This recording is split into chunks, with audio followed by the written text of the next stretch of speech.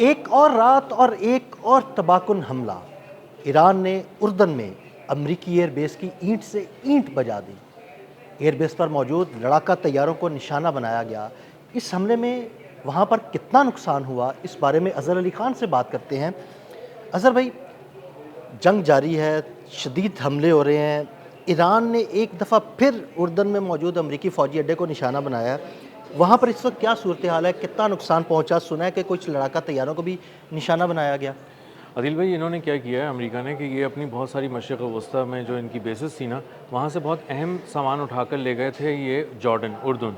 और इन्होंने प्लान बनाया था कि जब भी कभी हमला करेंगे ईरान पे तो दो तरफ से करेंगे, एक तरफ से इसराइल से और एक तरफ से जॉर्डन से। इसलिए जॉर्डन की अहमियत पिछले कुछ अरसे के अंदर बहुत ज़्यादा बढ़ गई है।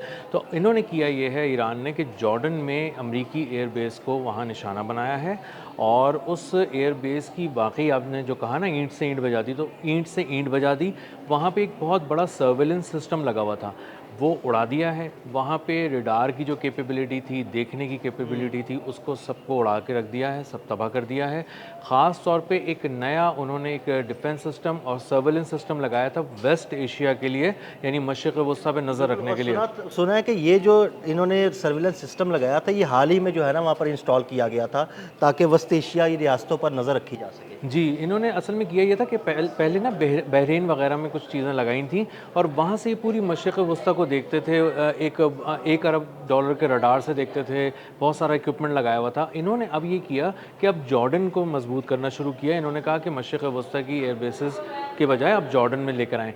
ये अपना थार्ड सिस्टम भी वहाँ लेकर आए, जो इनका इंटरसेप्टर का पूरा सिस्टम था, मल्टी लेयर डिफेंस सिस्टम, और मुख्तलिफ़ किस्म की चीज़ें ला के इन्होंने वहाँ पे महफूज की। इन्होंने अपने बहुत सारे F-16 तैयारे भी वहाँ ले आके खड़े कर दिए थे, ताकि कभी मशरिक़ वस्ता की किसी बेस पे हमला हो तो ये सब चीज़ें बच जाएँ।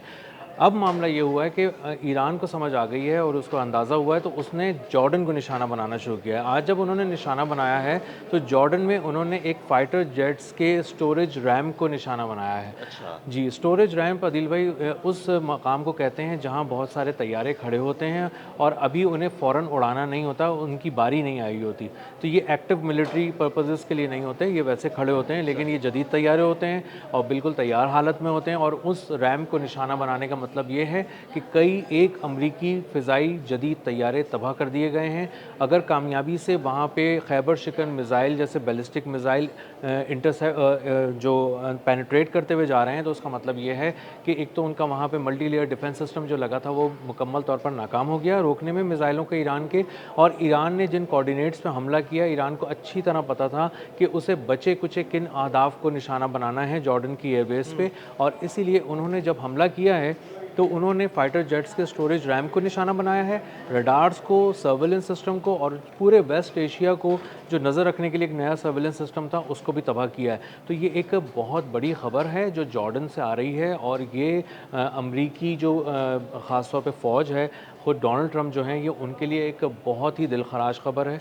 और उनका दिल इस वक्त रो रहा होगा क्योंकि जॉर्डन में उन्होंने मिलिट्री बिल्डअप दो तरफ से तबाह करने के लिए ईरान को किया था। तो इसका मतलब ये है कि अगर ये हमला है और कामयाब हमला है तो इस अमेरिका को बहुत ही बुरी चोट पहुंचाई गई है। और अब कम से कम जॉर्डन से कोई हमला करते हुए बहुत ही एहतियात का मुजाहरा करेगा अमेरिका। और उसको पता चल गया होगा कि अगर वो बंदर अब्बास पे हमला करता है और जज़ायर पे कब्ज़ा करने का सोच रहा है तो उसको अभी यहाँ तो सरप्राइज़ मिलना ही है, उसको दूसरी जो मशरिक़ वस्ता की बेसिस हैं उन पर बहुत बड़े बड़े सरप्राइज़ अभी मज़ीद अमेरिका के मुंतज़िर हैं। तो अज़हर भाई, इतने शदीद हमले किए जा रहे हैं ईरान की जानिब से, और ये दावे कर रहे थे कि उर्दन ने हमने फ़िज़ाई दिफ़ाई निज़ाम लगा लिया है और ईरान की जानिब से किए गए किसी भी हमले का जवाब दिया जाएगा और उन हमलों को रोका जाएगा। लेकिन जितने हमले ईरान की जानिब से किए जा रहे हैं, वो उनको रोकने में नाकाम क्यों हो रहे हैं?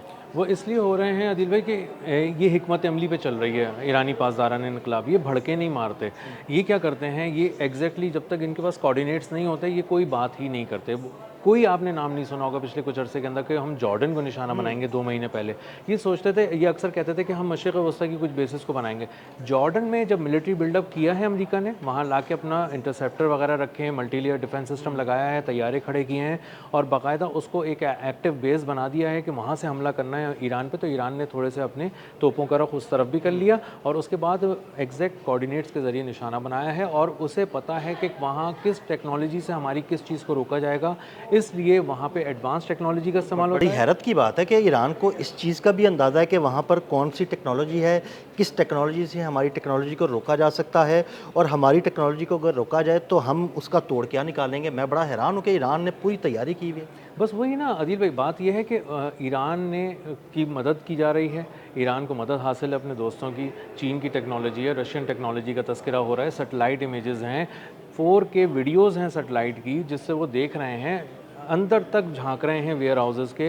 तो इसका मतलब ये है कि उन्हें पता है कि अगर वो एक गोदाम को निशाना बनाते हैं, देखें ये पुरकशिश है सुनने में कि आपने तैयारे उड़ा दिए एयर बेसिस पे और बहुत बड़े बड़े मल्टी लेयर डिफेंस सिस्टम उड़ा दिए, लेकिन वेयर हाउस तबाह हो गया तो लोग कहते हैं अच्छा वेयर हाउस भी तबाह हो गया होगा, कोई गोदाम होगा। नहीं, हालांकि लोगों को वेयर हाउस का नहीं पता कि वहाँ उसके अंदर क्या चीज़ें हो सकती जी, उसके अंदर ख़जाना होता है, उसके अंदर मिलिट्री का दिल होता है, उसके अंदर वो इक्विपमेंट होता है जो अभी जिसकी आप यूँ कह लें कि अभी सील भी नहीं उतरी होती, पैकिंग भी नहीं उतरी होती, जदीद तरीन होता है, करोड़ों डॉलर्स का होता है, और उसको वहाँ गोदामों को निशाना मतलब बनाने इसको ऐसा समझा जा सकता है कि देखें वो ड्रोन्स जो अभी इस्तेमाल नहीं हुए और मुस्तकबिल में इस्तेमाल होने हैं वो उसके अंदर मौजूद हो सकते हैं।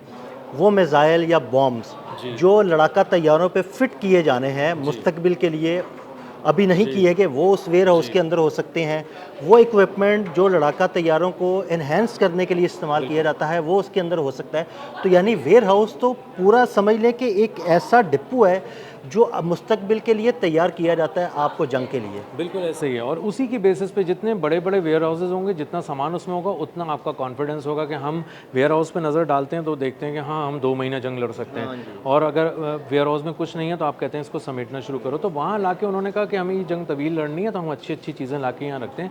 उन्होंने अपना बेहतरीन मिलिट्री इक्विपमेंट वहाँ ला के रखा वेयर हाउसेज में जॉर्डन की, और उसको ख़ास तौर पे इसीलिए कोऑर्डिनेट्स के ज़रिए निशाना बनाकर तबाह किया गया। और इसी तरह उन्होंने बहुत बड़ा सर्वेलेंस सिस्टम उड़ा दिया। उनका सर्वेलेंस सिस्टम की अहमियत बहुत ज़्यादा है, ये वो आँख है जो आने वाली चीज़ को भी देखती है और जहाँ हमला करना है उसको भी देख रही तो होती यानी है। अगर उस सर्विलेंस सिस्टम को उड़ा दिया तो वो अमेरिका तो बिल्कुल अंधा हो गया, उसे तो समझ में ही नहीं आ रहा होगा या नज़र भी नहीं आ रहा होगा कि भाई क्या कौन सा इक्विपमेंट आ रहा है, कौन सा ड्रोन आ रहा है, कौन सा मिसाइल आ रहा है जो उसे निशाना बनाएगा। बिल्कुल ऐसा ही है, इसकी बहुत ज़्यादा अहमियत है, लेकिन इसकी अहमियत बहुत ज़्यादा है जॉर्डन वाले की इसलिए ज़्यादा है कि वहाँ पे पूरे वेस्ट एशिया को देखने के लिए ख़ास अजहर भाई वेस्ट एशिया को, सेंट्रल एशिया को, मिडल ईस्ट को, तमाम खित्तों को जो है ना वो देखने के लिए ये सर्विलेंस सिस्टम जो है ना लगाया गया था। बिल्कुल, और ये आप उसका सब्स्टिट्यूट कह लें एक तरह से आसान अल्फाज में, जो बहरीन में 1.1 अरब डॉलर का उन्होंने एक रडार लगाया था जो 5000 किलोमीटर दूर तक देखता था और आने वाले ऑब्जेक्ट को भी देखता था और समंदरों, फ़िज़ाओं, ज़मीन पर होने वाली मूवमेंट्स को ट्रैक करता था। और उसके बाद ये लोग बहुत कामयाबी से निशाना बनाते थे, और जिसके तबाह होने के बाद ये बात भी सामने आई कि पूरे ख़त्ते का वेदर चेंज हो गया, बारिशें शुरू हो गई, जो खुशहाली थी वो ख़त्म हो गई, जो बहुत ज़्यादा पानी का बहरान था, हर जगह पे फसलें तबाह हो रही थी, वो वाला मामला भी जो है हल हो गया। तो इसका मतलब ये है कि ये कोई आम सर्वेलेंस सिस्टम नहीं है, कोई आम रडार्स नहीं है, ये बहुत ही ख़ास किस्म का जदीद तरीन इक्विपमेंट है जो न सिर्फ दुश्मन को देख लेता है, उस पर हमला करने की जगह को भी देख लेता है, बल्कि अगर ज़रूरत पड़े तो बादलों को भी कहता है कि इधर उधर मत जाओ, और उसका मतलब ये है कि वहाँ बारिश भी नहीं बरस सकती। तो इसको निशाना बनाने का मतलब ये है कि एक बहुत बड़ी ख़बर जॉर्डन से इस आज पहुँची है डोनाल्ड ट्रंप को, और ये डोनाल्ड ट्रंप को ज़रूर हिला रही होगी, परेशान कर रही होगी अमरीकी फ़ौज को, क्योंकि उन्होंने अपना एक इंतहाई महंगा जब सिस्टम ला के यहाँ रखा है और उसको भी तबाह कर दिया गया है। तो ईरान ने अमरीका को जॉर्डन की पिच पे जो है वो नॉकआउट कर दिया है, और अब अमरीका को पता चल गया है कि जॉर्डन को बहुत ही एक्टिव मिलिट्री बेस के तौर पे ईरान के ख़िलाफ़ इस्तेमाल नहीं किया जा सकता। अगर वहाँ से कोई हमला होगा तो जॉर्डन पर एक बार फिर क़यामत बरसेगी। बहुत शुक्रिया अज़हर भाई, बिल्कुल जॉर्डन पर एक दफ़ा फिर क़यामत बरसेगी अगर वहाँ से ईरान पर कोई हमला किया गया। अज़हर अली ख़ान ने बड़ी तफसील के साथ इस सारे मामले पर रोशनी डाली। मज़ीद अपडेट्स के लिए हमें फॉलो करते रहें। अदील अहमद और अज़हर अली ख़ान को इजाज़त दीजिएगा। अल्लाह हाफ़िज़।